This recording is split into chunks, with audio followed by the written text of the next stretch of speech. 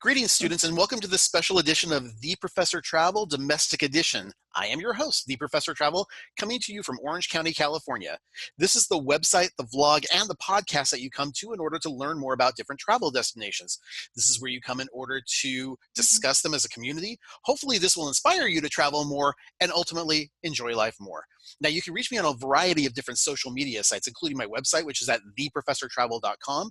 On YouTube, Facebook, and on TikTok now, you can reach me at The Professor Travel. If you're an Instagrammer, you can reach me there at _professor_travel. If you're a Twitter, I guess, you can reach me on Twitter at TheProfessorTR1. And then if you're a blogger, you can find me on Blogspot at theprofessortravel.blogspot.com.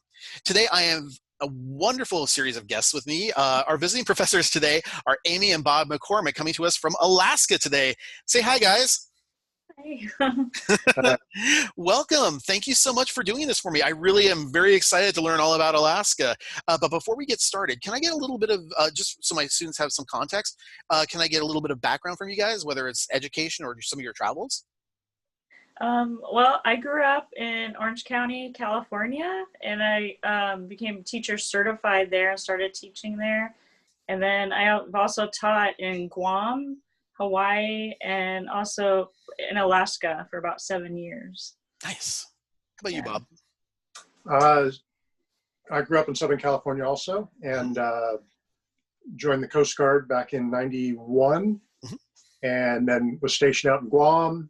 Did 4 years out there, and then got out, did some traveling, Africa, Middle East. Nice. And then went back in the Coast Guard, and then we came up here to Alaska and back in '04. And then we've done a bunch of traveling since then. Fantastic. And I get a chance to follow you guys on Facebook. You guys have some of the most amazing travel adventures. I'm waiting to hear more about all of them. You guys just blow me away with the pictures that you do and all the videos. So keep them coming. That's fantastic. Okay. Well, today's conversation, we're going to talk about Alaska. So let's get started with talking a little bit about that. In terms of the history of Alaska, can you guys share what you know about the history of Alaska? Sure. Really, as far as folks outside of the Native community coming into Alaska, Russians kind of came here back in 1800s for sea otter pelts, and trapping was a big market for them back then.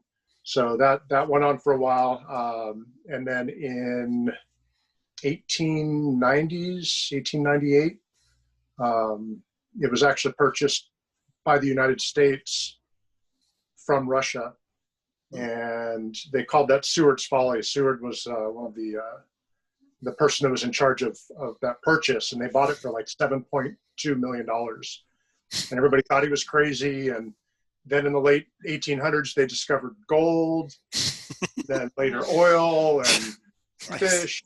So they definitely got their money's worth out of that purchase. Very nicely done. Yeah. So they had discovered gold in the late 1800s, statehood in 1959. They discovered oil in the 70s, in the 60s. And that's when they constructed the pipeline. Yep. And then finished the transatlantic pipeline in 1977 that goes from Prudhoe Bay down to Valdez. Mm. And I do know that we've had some challenges up in that area. I remember in the 1990s, the Exxon Valdez obviously had a major spill up in that area. That was a worldwide thing. 1990. 89. Or 89? Yeah, it was when we were in high school. It was like 11 million gallons of crude oil that was spilt in the Valdez Bay there. Mm-hmm. Yeah. So, and the other thing I remember in terms of history was I remember sometime there was I want to say it was in the early 1900s, somewhere between the 1900s to all the way to the 1950s, somewhere at that area. So it's a very large swath. There was a major earthquake in the Bay Area, and that triggered an avalanche, which then triggered a massive tsunami, which again, just hit the area and just crashed um, Yeah. doing a lot of damage, wiping out a lot of livelihoods at that point.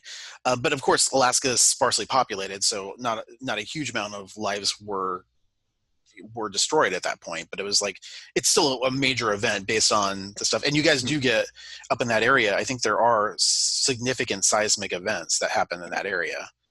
There are quite a lot of earthquakes every once in a while. So. Yeah. Okay. Well, talk to me about the geography of the area. I know it doesn't border any other states, but it does border Canada. Mm-hmm. In terms of, just because I know you keep hearing occasionally, I can see Russia from my house. How far exactly is Russia from Alaska? Do you guys know? Well, once you get out the Aleutian chain, which extends thousands, couple thousand miles. It is pretty close. It's pretty close. Yeah. Yeah. It's not like here in Juneau, we're sitting on our back porch and we can. It's like, oh, here it is. If you get out the chain, if you actually do an overlay of Alaska over the continental U.S., it extends from coast to coast. Okay. Yeah. It covers that much area. It's a lot bigger than I think people realize. We were talking with some friends the other day, and right now Alaska's all on one time zone, but years ago it was 4 or 5 different time zones, or more than that. Maybe 6. Wow. So that's how much distance it actually covers once you get out the end of the Aleutian chain. Yeah, it's about somewhere between a third to about half the size of the continental United States. It's very large. It's huge. Yeah. And then you also have like massive glaciers up in that area as well. I mean, just huge swaths of ice that go for hundreds of miles in some cases. Right. Yeah. So it just crazy huge. But again, it's not, I mean, people shouldn't be given the misconception that the entire thing is just coated in ice all the time. I mean, especially during the summer months, you get a lot of foliage and there's a lot of wildlife, and it's really quite beautiful and lush. Yeah. And it's very diverse too. I mean, there's some areas far up north where it's just really flat. And then, as you get farther, there's tundra. And then when you get down where we are right now in Southeast Alaska, it's super mountainous, and there's rivers and waterfalls and ocean, and it's a lot of rain too. And down here in Southeast Alaska where we are, it's actually classified as a rainforest because of the amount of rainfall that we get. Which I find fascinating. It's just one of those things I think that's like people are actually very surprised to learn about. Right. Just because they don't think in terms of that as being a rainforest, but I guess you would consider it because of all the foliage that's in the area. Right. I know you guys are a very active couple. I get to see you doing a lot of different activities. Is there a specific, are there favorite activities that you guys have within the area, whether it's hiking, biking, canoeing, kayaking? Yes. Yes. all of the And people here are really active. I mean, people love kayaking in the summer, hiking, climbing, and then even through the whole winter. I mean, there's sort of a notion that everybody just sort of hibernates in the winter, but we learned from living up here, people become even more active in the winter because there's ice climbing and cross-country skiing and downhill skiing and everything, ice skating outside on the lakes. And even in the schools, because I worked in the schools here, they teach I mean, I was really impressed coming from Southern California. They were teaching cross-country skiing as part of their PE class here. That's kind of cool, actually. No pun intended, but it's like really cool. So very cool. So the place doesn't just shut down in the wintertime. No, it's here in Juneau. There's a ski resort. So we did a lot of snowboarding up there. We got into cross-country skiing, snowshoeing, ice skating. Very cool. Nice. Yeah. So it sounds like there's a lot of different activities no matter what time of year you want to go there at. It is. All year you can be really busy. So. That leads us to the weather. In terms of the weather, when do the winter months hit? Starting by November. Yeah, about November till March, April. Yeah. Well, here in Juneau, we'll start getting snow in October. At least by Halloween, which is kind of sad for the kids because they're all bundled up with their costumes, their big jackets, and like tell me, describe your costume to me. I'm sure. But, Well, everybody's on Zoom these days anyway, so it's like, now it's no big deal. But you guys also get the aurora a little bit, not specifically in Juneau, but as you get further north, you guys get the aurora borealis. Right. Yeah, we get it in Juneau, but I think because it rains here, we don't see it as much. And we tend to be a little bit out of that arc. Yeah. For the northern latitudes where you really get a good view of it. But there is an aurora forecast website, so if you ever come visit in the winter, be sure to check it out. I will take you up on that. Thank you. So in terms of culture within the general area, obviously there is a big Native American population that's up in there, so that leads to a lot of the original culture. But there's also, as you made mention, Bob, there's a Russian presence that's up there too, especially up in the Sitka area. And then you have the Americanized groupings that are up in that area too. In terms of religion, is there any predominant religion that's in Alaska that sticks out to you, or is it diverse? Actually, yeah, the primary one is Christianity. Okay, but there's a lot of there's really a lot of diversity up here. You get up to like interior areas like Bethel. I visited there once, and it's a very remote area, and there's a huge Korean population from Southern California. Oh wow, very cool. Yeah, so there's big South Pacific Islander presence up here, Filipino. Yeah, so I've seen Buddhist, Hindu, Catholic, like, you know, all of the different religions. And then the Native Americans still, they honor the stories and the myths, and they really continue teaching that to their kids.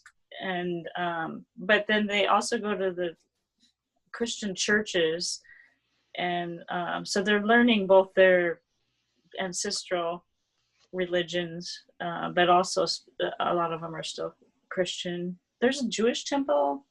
I've seen, it's really diverse here in Juneau anyway. And I think up in Anchorage too. Nice. I would imagine probably Fairbanks too. And you know, considering there's like a college town there, so there's definitely stuff going on there. In terms of art, now I know that when I think of Juneau or any of the other areas that are up in Alaska, no real big museums tend to stand out to me, except for maybe some of the Native American museums that might be in the area.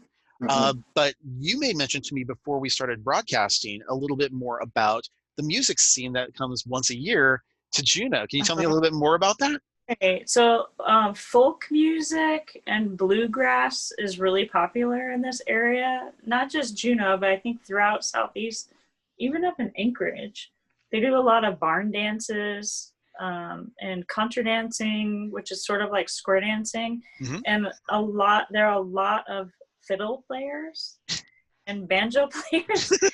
So once a year they have what's called the Alaska Folk Festival, where the town practically just shuts down, and people from all over Alaska come to it to watch it or participate in it and play in music. And they sign up for different slots to play music.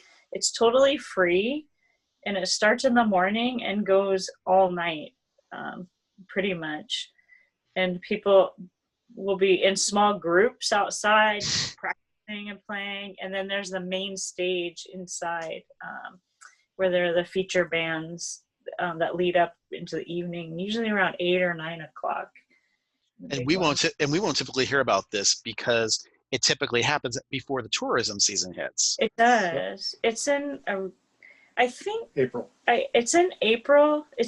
I think it helps that it's towards the end of the winter, like beginning of spring, where it's really rainy and muddy, and maybe the trails aren't as appealing. So it gives people something to do for shake them out of their winter funk. Yeah, it's kind of like, hey, welcome to spring. This can be kind of fun, and it gives people an opportunity to interact and network. And I imagine that that's kind of important, especially when you live in remote communities. And it's like, oh well, you just want to try and get to know people once in a while. Right. So. Yeah.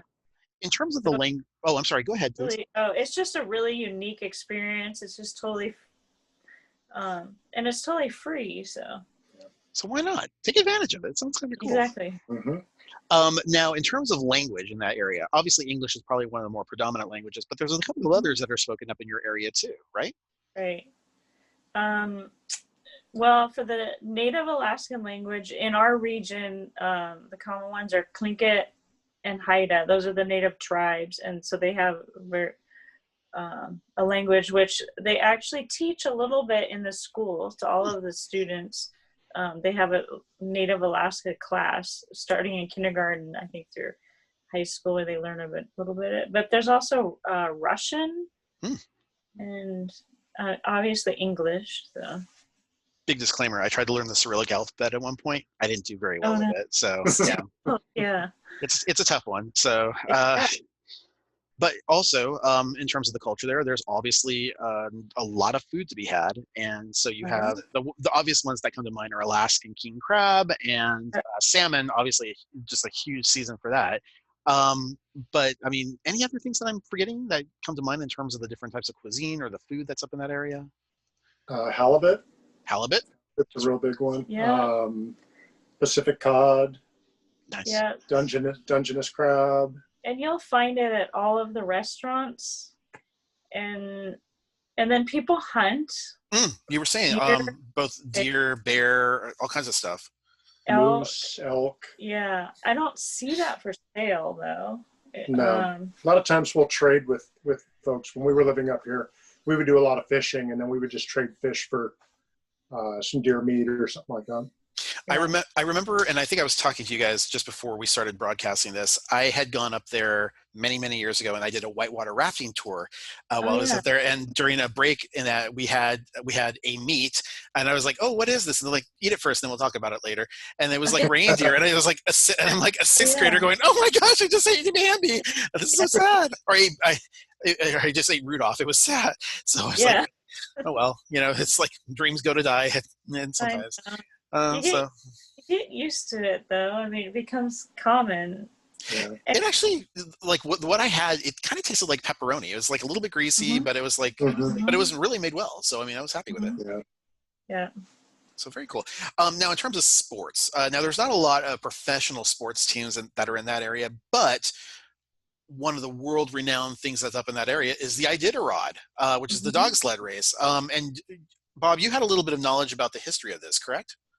Yeah, so the Iditarod actually started, it stemmed from back in 1925. There was a diphtheria epidemic up in Nome, Alaska, and they were out of serum for it.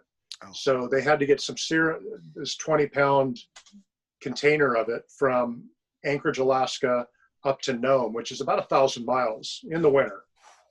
So they, there's a long history of dog sledding up here. So they actually took it up there by dog sled and raced it up there to treat the folks up there that were suffering from that epidemic up there. Nice. And then they just kind of continued the history of it. And now there's a yearly Iditarod race that starts in Anchorage and then goes up to Nome. And I know, like Amy, you were saying to me earlier, it is a little bit controversial because obviously it's the dogs, but hopefully, at one point or another, they're given a break because obviously it's a little bit of a trek to go 1,000 miles. So that's obviously a little bit of a craziness. And you were saying that there is actually a state holiday. Is that correct? There is. I'm not sure. Is it Statehood Day? A huge deal. Yeah. I don't recall them doing parades or anything much for it. No, it's January 3rd. Okay. And it's a state holiday. State workers get the day off. Yeah. Okay. Yeah. Well, any day you get a chance to have a day off, it's always really kind of nice. Now, what is the population of the entire state of Alaska? Because if you look on this population map, there is no red areas or very little of it. So what is the entirety of the population of Alaska? So the whole state is about 720,000 people. That's incredibly small. The biggest population, yeah, it is. The biggest population is in Anchorage, which has about 290,000, and then Fairbanks and Juneau are second, third. There's about 31,000 in each of those places. And then the rest of the population is scattered out between hundreds of communities throughout the state. Yeah. I mean, and you guys have lived in Hawaii, and that's about the same population in a much, much smaller area. Right. It is. Yes. Yeah. So that just, again, that kind of just blows my mind. Now, in Yeah. terms of the economy, now there's obviously, I would be remiss not to include the oil production up in that area. But obviously, there's a huge military presence up in Alaska that continues to this day. Employment through Anchorage International Airport, and then Unisea and all the salmon fishing that's up in that area as well. Any other thing come to mind in terms of just either general employers, or, I mean, obviously I think there's like some fishing equipment companies that are probably up in that area too. Maybe some outdoor activities and stuff like that. Here in Juneau, there's a little bit of mining, but it's not a huge industry throughout Alaska. But there's also tourism. Not so much Sure. this year, but yeah. They actually canceled that whole thing. I mean, so and for my viewers and listeners, my second cruise of the year got canceled today, so poor me, unfortunately. But there's always next year, so let's hope that things improve. Now, in terms of travel and transportation, Alaska's kind of a little bit unique in that there gets to be a point where certain roads are just not traversable. I mean, you see it in like shows like Ice Trucker or whatever the case is, where they literally can't even get from one city to another. And I don't even know how that, like, what do they do? They just have to wait it off? Do they snowplow it? I mean, like, what do they do? I mean, especially some roads all the way up north, they just don't drive them. Or people that I know that lived up there, they said you need to make sure your car is running really well. And if you see anybody in winter, if it's like 30 below zero, if you see a car broken down, you do not pass them up. You stop. And no matter how little space you have in your car, you make room for them. So they have to just take that into account. Like, either don't drive or just make sure your car is running really well. And also with Alaska, because it is comprised of a lot of small communities that are isolated from each other, the ferry system is actually considered part of the highway system. It's provided state funding, and it's a lifeline between a lot of these communities. Even Juneau is not accessible to the main road system. The only way in and out of Juneau is either by boat or by plane.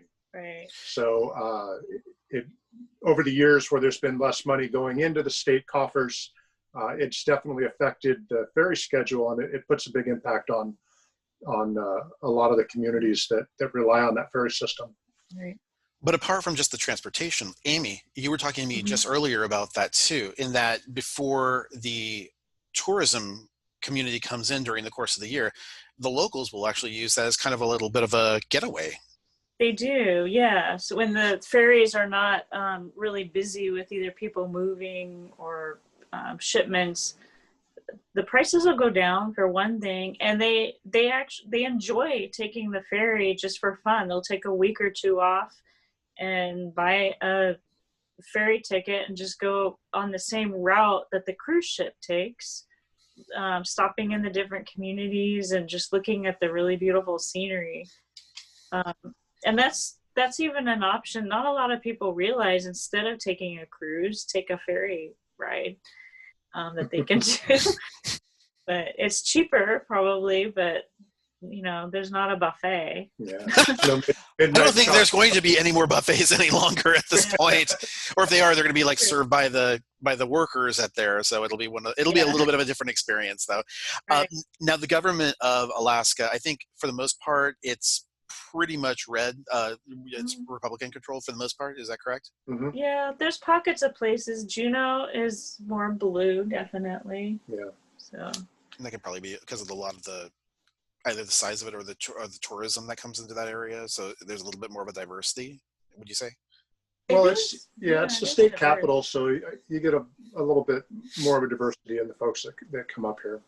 Okay. And then in terms of resources, now we've already talked about, the fishing industry, the oil, there's some natural resources that are in that area as well too.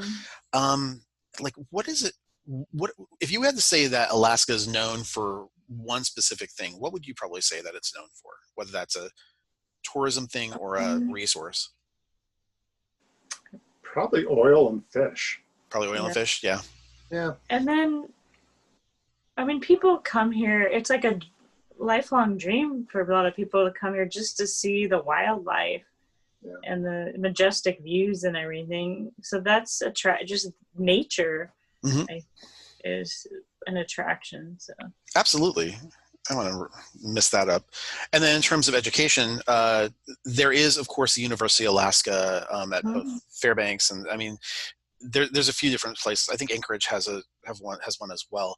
And the literacy rate, for the most part, is relatively high, except in some of the rural communities that we get into where it's not as funded. Would you agree with that? Right. Yeah.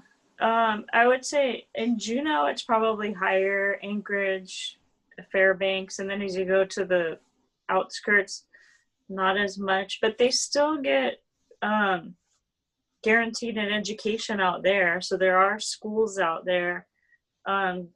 Distance learning, I know, has become, in the past 10, 15 years, has become more popular for students out in remote areas. So, and one interesting thing about Alaska is if your child doesn't go to the public school, you get a stipend for either distance learning or a charter school or a homeschool programs. And so that kind of helps those people in the remote areas, hopefully. Funny that you mentioned stipend. I don't know if this is correct, so please correct me if I'm incorrect on this, but I thought I heard at one point or another that residents of the state of Alaska actually do get a stipend regularly because of the oil industry, or is that correct? That is correct. Okay. They get a certain percentage every year. It's the Alaska Permanent Fund Dividend. Yeah, the PFD they call it. And it, depending on how much oil, I guess, they get the year before. Taxes that they generate from oil revenue. Yeah.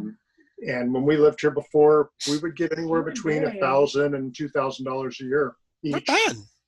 Yeah. Wow. Each? Yeah. Oh, that's really nice, actually. Yeah. It's one of those controversial things because it's like, well, people don't really want the oil, or the drilling, at least. Yeah. Drilling, but they do want their PFD. So it's basically, it's like kind of like you gotta make that decision. It's kind of like about it, yeah. And then in terms of safety and security, I don't think you guys have ever had any type of a terrorism activity or a threat, but there is a crime element that exists in all kinds of society. Yeah, especially in the bigger cities. As I've heard up in Anchorage, there are gangs, and you'll have that kind of crime. But I think as you get to the smaller communities, not as much, because everybody knows each other. So worry about moose and bear more than you have to worry about people. Yeah, exactly. All right. Well, I do want to take the moment to thank you both very much for coming on my vlog and podcast. It really meant a lot to me. I really learned a lot, and I appreciate it. And hopefully I'll be able to have you guys back if you enjoyed this for maybe a little bit more about Guam and Hawaii in the future. Sure. That'd be great, Scott. Awesome. Yeah. Thank you so much. Yeah, thanks. And then for my listeners out there, for my students, if you have any questions or comments, you can certainly send them to me at scott@theprofessortravel.com. If you're watching on YouTube and you'd like to be notified about additional content as it comes up, click the bell icon right above us in order to be notified of that.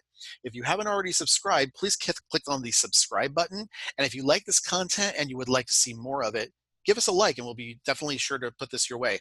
If you are, however, listening on the podcast, please give us a rating and review. We really appreciate that. Until our next time, take care, everybody, and make every day a travel adventure. Bye-bye now.